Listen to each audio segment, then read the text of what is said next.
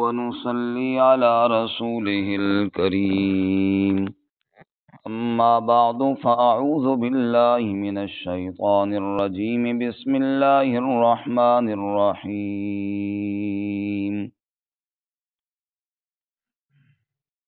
فلعلك تارك بعض ما يوحى إليك وضائق به صدرك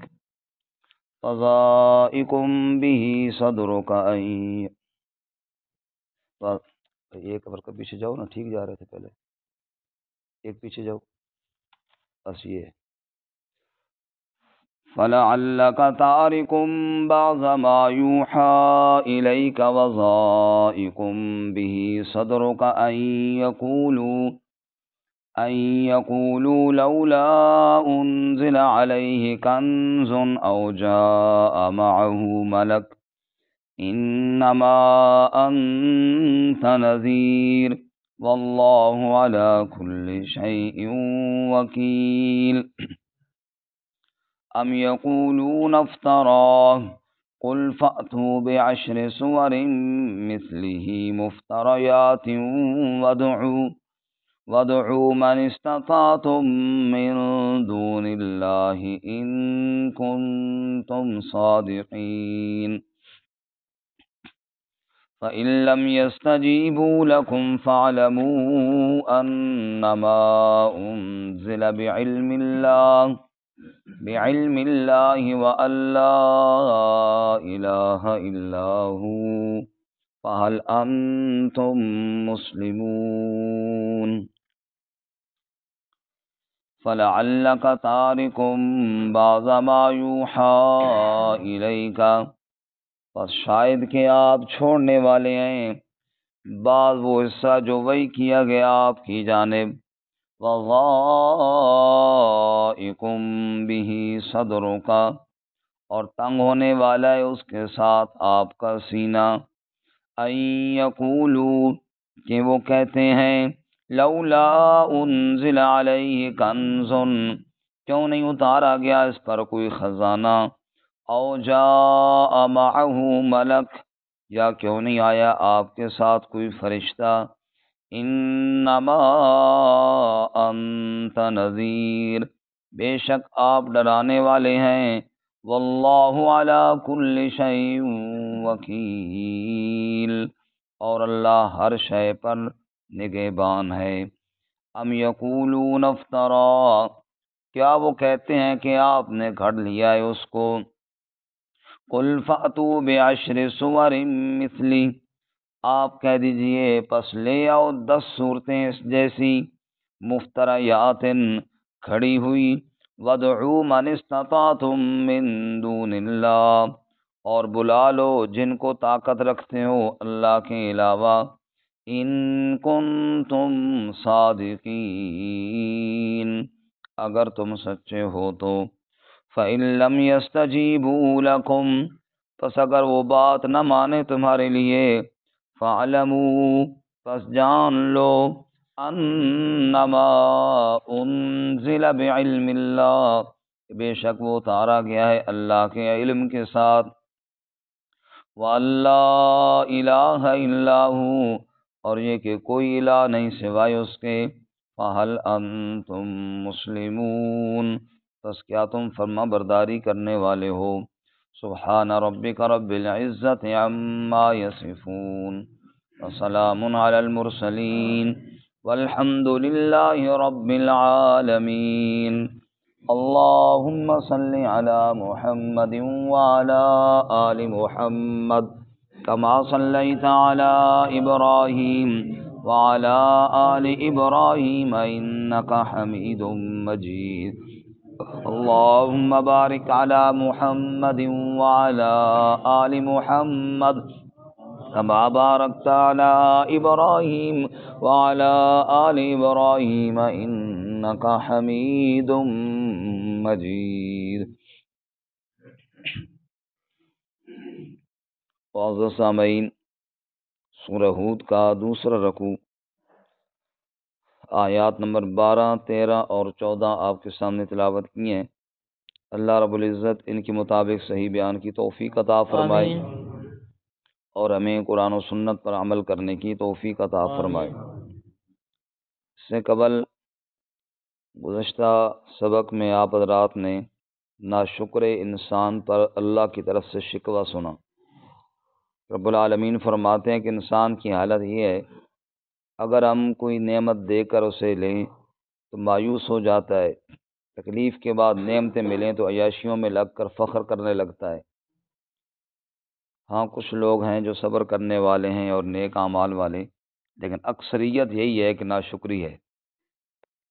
آج کے سبق میں رسول اللہ صلی اللہ علیہ وسلم کو استقامت کا حکم ہے اور قرآن پاک کی صداقت کا بیان ہے، کیونکہ رسول اللہ صلی اللہ علیہ وسلم نے جب اللہ کا حکم لوگوں کے سامنے بیان کیا تو لوگوں نے آپ کو اتنی اذیتیں دیں،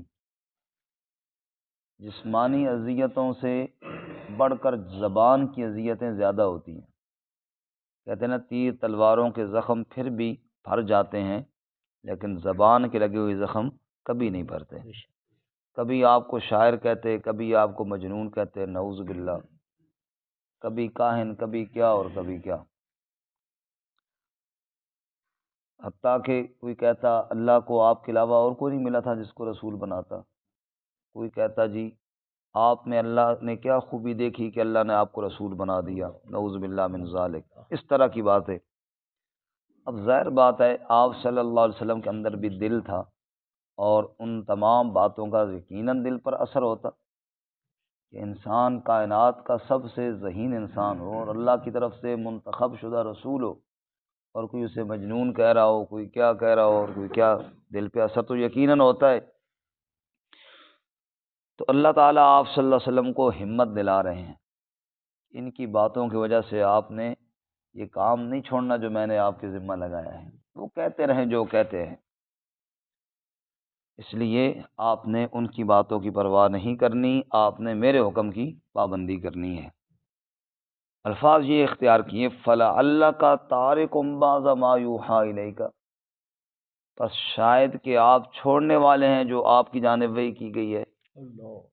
یعنی ان کی باتوں کی وجہ سے، یعنی اس جملے میں اللہ ان کے الزامات کی شدت کو بیان کر رہے ہیں کہ انہوں نے اتنے شدید الزامات لگائے کہ کوئی اور بندہ ہوتا تو چھوڑ ہی جاتا، کوئی اور بندہ ہوتا تو تنگ آ کے چھوڑ ہی جاتا، اتنے انہوں نے آپ صلی اللہ علیہ وسلم کو اذیتیں اور پہنچائیں اور تنگ کیا۔ فرمایا فَلَعَلَّكَ، پس شاید کہ آپ تارکن چھوڑنے والے ہیں، بعض ما یوحیٰ الیک، بعض وہ حصہ جو آپ کی جانب وحی کیا گیا، کیونکہ انہیں مسئلہ توحید پر اعتراض تھا، باقی باتیں پھر مان لیتے، لیکن یہ جو ان کے معبودوں کی نفی کی جاتی ہے نا، یہ ان سے برداشت نہیں ہوتا، تو شاید وہ بعض حصہ جو ان کو پسند نہیں ہے شاید آپ وہ چھوڑنے والے ہیں۔ وَضَائِقٌ بِهِ صَدْرُكَ، اور آپ کا سینہ تنگی محسوس کر رہا ہے، کیوں کہ ان یقولوا، وہ کہتے ہیں لولا انزل علیہ کنز، کیوں نہیں آپ پر خزانہ اتارا گیا؟ اگر آپ اللہ کے خاص بندے ہیں، خاص رسول ہیں، تو آپ کے پاس تو بادشاہ سونے کا گھر ہونا چاہیے، مال و دولت کی ریل پیل ہونی چاہیے، کیوں نہیں آپ پر خزانہ اتارا گیا؟ او جاء معہ ملک، آپ کے ساتھ فرشتہ کیوں نہیں ہے؟ اگر کوئی نہ مانے تو اس کی گردن میں روڑ دے، یہ ان کے اعتراضات ہوتے تھے۔ وہ اس طرح کی باتیں کرتے ہیں، ان کی باتوں سے آپ تنگ دل ہو کر میرے محبوب کے آپ چھوڑ دیں گے، مطلب یہ ہے کہ آپ نے ہرگز میری وحی کو نہیں چھوڑنا، وہ جو مرضی کہتے رہے، مفہوم اس کا یہ ہے، وہ جو مرضی کہتے رہیں، آپ نے ان کی پرواہ نہیں کرنی، بلکہ آپ کو جو میں نے وحی بھیجی ہے آپ نے اس کی تبلیغ کو جاری رکھنا ہے۔ وہ لوگ تو کہتے، اب اللہ آگے جواب فرما رہے، انما انت نذیر، بے شک آپ تو ڈرانے والے ہیں۔ آپ کیا ہیں جی؟ ڈرانے والے۔ آپ لگے رہیں ڈر سناتے رہیں، وہ کہتے رہیں نادان جو اپنی نادانی میں کہہ رہے ہیں، انما انت نذیر، بے شک آپ تو ڈرانے والے ہیں، باقی ہر چیز کا نگران کون ہے؟ اللہ، واللہ علی کل شیء وکیل، ہر چیز کا کارساز، ہر چیز کا ذمہ دار کون ہے؟ اللہ۔ آپ نذیر ہیں، آپ ڈراتے رہیں، وہ جو مرضی کہتے رہیں، آپ ان کی باتوں کی پرواہ نہ کریں، میں جو آپ کی رسالت پر گواہ موجود ہوں۔ یاسین والقرآن الحکیم انک لمن المرسلین۔ کوئی نہیں مانتا تو نہ مانے، میں تو آپ کو رسول مانتا ہوں نا، جس نے مبعوث کیا ہے۔ جب میں مان رہا ہوں تو کسی کی کیا پرواہ ہے؟ اس لیے آپ ڈٹ کر اس کام کو کرے جو کام اللہ نے آپ کے ذمہ لگایا ہے۔ رہی بات کہ وہ قرآن کے اوپر اعتراض کرتے ہیں، اس کا چیلنج دے ان کو۔ ام یقولون افطرا، وہ کیا کہتے ہیں آپ نے اس کو گھڑ لیا ہے، وہ کہتے ہیں قرآن خود گھڑ کر لے آتے ہیں۔ قل، آپ کہہ دیجئے، فَأْتُوا بِعَشْرِ سُوَرٍ مِثْلِهِ مُفْتَرَيَاتٍ، لے آؤ نا تم بھی 10 صورتیں گھڑ کر۔ تم بھی تو عربی جانتے ہو، کوئی تم جناب تمہاری زبان کوئی پشتو تو نہیں ہے، تمہاری زبان بھی تو عربی ہے، لے آؤ نا جناب تم بھی 10 صورتیں گھڑ کر لے آؤ نا، تمہاری زبان بھی تو عربی ہے نا۔ وَادْعُوا مَنِ اسْتَطَعْتُم مِّن دُونِ اللَّهِ، اور بلا لو جن کو تم اللہ کے علاوہ بلا سکتے ہو۔ ساری کائنات مل جائے، قرآن جیسی 10 صورتیں کوئی بنا نہیں سکتا۔ جب نہیں بنا سکتے ہو تو یہ انسانوں کا کلام عرب کے اندر بڑے بڑے شاعر تھے اور شعر و شاعری کا بڑا رواج تھا، تو وہ اپنے کلام جو ہوتے ہیں نا، حج کے موقع پر بیت اللہ کے ساتھ لٹکاتے کیونکہ لوگ آتے ادھر ادھر سے تاکہ وہ پڑھ لیں کہ نیا کلام کس نے لکھا ہے، اچھا کلام کس نے لکھا ہے۔ گویا کہ حج کے موقعوں پر ایک شعر و شاعری کا بھی مقابلہ ہوتا، تو سب کی تحریریں لگی ہوتی، بڑے بڑے شعراء آتے، وہ پڑھتے اور پھر وہ پوزیشنیں دیتے، پہلی پوزیشن کس کی ہے، دوسری کس کی ہے۔ جب سورۃ الکوثر نازل ہوئی نا، تو حضور صلی اللہ علیہ وسلم نے ایک صحابی سے فرمایا تم بھی یہ لکھ کر لٹکا دو وہاں پہ جہاں باقی شاعروں کے کلام لگے ہیں نا، تم بھی بیچ میں یہ لگا دو، اور لگانا آخر میں۔ وہ شاعر آئے بڑے عرب کے، وہ پڑھتے آئے جناب یہ کلام ہے، یہ کلام ہے، یہ کلام، آخر میں سورۃ الکوثر چھوٹی سی 3 آیتیں لکھی ہوئی ہیں، انا اعطیناک الکوثر فصلی لربک وانحر ان شانئک هو الابتر۔ وہ آئے، رک گئے اور اس میں پھر پڑھا اور پھر پڑھا، بار بار پڑھا، سمجھ نہ آئے کہ اس پہ کیا پوزیشن لکھے، تو اس نے قلم لے کر آگے لکھ دیا ما ھذا قول البشر، یہ تو کسی انسان کا کلام ہی نہیں ہے، اس پہ کیا انعام دیں ہم، اس پہ ہم کیا نمبر لگائیں، تو یہ انسان کا کلام ہی نہیں ہے۔ تو تم بناؤ، اگر تم کہتے ہو گھڑی ہوئی ہے قرآن پاک نعوذ باللہ، تو تم بھی بنا کر لے ہو نا، پتہ چلے جناب۔ اور یہ ایک چیلنج ہے 10 صورتوں کا۔ ویسے قرآن کریم میں اللہ تعالیٰ نے 4 چیلنج دیے ان کو۔ کتنے جی؟ 4۔ میں آپ کو زبانی سنا دیتا ہوں۔ پہلا چیلنج ہے 15ویں پارے میں، قُل لَئِنِ اجْتَمَعَتِ الْإِنسُ وَالْجِنُّ عَلَىٰ أَن يَأْتُوا بِمِثْلِ هَٰذَا الْقُرْآنِ، اے میرے محبوب صلی اللہ علیہ وسلم کہہ دیجئے ساری کائنات کے انسان اور ساری کائنات کے جنات اکٹھے ہو جائیں اس بات پر کہ ہم بھی اس طرح کا ایک قرآن لے کر آتے ہیں، لا یأتون بمثلہ، سارے مل بھی جائیں جن و انس، تب بھی قرآن جیسا قرآن نہیں لا سکتے۔ یہ پہلا چیلنج ہے۔ پھر اس چیلنج کو مختصر کر کے جو ہمارا آج کا سبق ہے، یہاں پہ 10 صورتیں، فَأْتُوا بِعَشْرِ سُوَرٍ مِثْلِهِ، 10 صورتیں لے آؤ اس جیسی، تم بھی بنا کر لے آؤ نا، اگر سچے ہو 10 صورتیں نہ لا سکے۔ پھر تیسرا چیلنج سورۃ البقرہ میں، اس سے بھی مختصر، وَإِن كُنتُمْ فِي رَيْبٍ مِّمَّا نَزَّلْنَا عَلَىٰ عَبْدِنَا فَأْتُوا بِسُورَةٍ مِّن مِّثْلِهِ، چلو 10 نہیں لا سکے تو ایک صورت تو قرآن جیسی تم بھی لے آؤ نا، پھر وہ بھی نہ لا سکے۔ پھر چوتھا چیلنج جناب سورۃ الطور میں ہے، فَلْيَأْتُوا بِحَدِيثٍ مِّثْلِهِ إِن كَانُوا صَادِقِينَ، چاہیے کہ ایک آیتی قرآن جیسی لے آئیں اگر اپنے دعوے میں سچے ہیں تو۔ فرمایا پورا قرآن لانا تو دور کی بات، 10 صورتیں لانا تو دور کی بات، ایک صورت لانا بھی مشکل، چلو ایک آیت تو لے آؤ نا قرآن جیسی، لیکن کائنات گواہ ہے قرآن کی جیسی ایک آیت بھی کوئی بنا سکتا نہیں ہے۔ جب یہ نہیں بنا سکتے تو پھر کس کا کلام ہے؟ اللہ۔ اس میں اللہ فرماتے ہیں ام یقولون افترا، وہ کیا کہتے ہیں کہ آپ نے گھڑ لیا ہے، قل فاتوا بعشر سور مثلہ، آپ کہہ دیجیے لے آؤ 10 صورتیں اس جیسی، مفتریات جو کھڑی ہوئی ہوں، وَادْعُوا مَنِ اسْتَطَعْتُم مِّن دُونِ اللَّهِ، اور بلاؤ جن کو بھی بلا سکتے ہو، جن کو طاقت رکھتے ہو اللہ کے علاوہ، ان کنتم صادقین، اگر تم سچے ہو تو، فَإِن لَّمْ يَسْتَجِيبُوا لَكُمْ، اگر وہ آپ کا یہ چیلنج قبول نہ کریں، یقیناً وہ کریں گے تو نہیں، اللہ کو تو پتہ تھا، اے میرے نبی صلی اللہ علیہ وسلم، اگر وہ آپ کا یہ چیلنج قبول نہ کریں، فَاعْلَمُوا، پس جان لیجئے، انما انزل بعلم اللہ، یہ جو اتارا گیا ہے یہ کسی انسان کا کلام نہیں، یہ تو اللہ کے علم سے اتارا گیا ہے۔ یہ قرآن کس کا علم ہے جی؟ اللہ تعالیٰ کا۔ فَاعْلَمُوا، جان لیجئے اللہ کا علم ہے، وَاللَّهُ الہ الا ہُوَ، اور یہ بھی جان لیجئے اللہ کے علاوہ معبود بھی اور کوئی نہیں۔ جب اللہ کے علاوہ معبود کوئی نہیں ہے تو اللہ کے کلام جیسا اور کسی کا کلام بھی نہیں ہے۔ رسول اللہ صلی اللہ علیہ وسلم نے ارشاد فرمایا، فضل کلام اللہ علی سائر الکلام کفضل اللہ علی خلقہ، اور لوگوں اللہ کے کلام کو باقی سارے کلاموں پر ایسی فضیلت حاصل ہے جیسے خود اللہ کو اپنی مخلوق پر فضیلت حاصل ہے۔ فرمایا فَهَلْ أَنْتُمْ مُسْلِمُونَ، جب قرآن اللہ کا کلام ہے، جب اللہ کے علاوہ کوئی معبود نہیں ہے، اب تم بتاؤ فَهَلْ أَنْتُمْ مُسْلِمُونَ، کیا تم فرما بردار بنتے ہو یا نہیں؟ اب تمہاری ذمہ داری رہ گئی ہے۔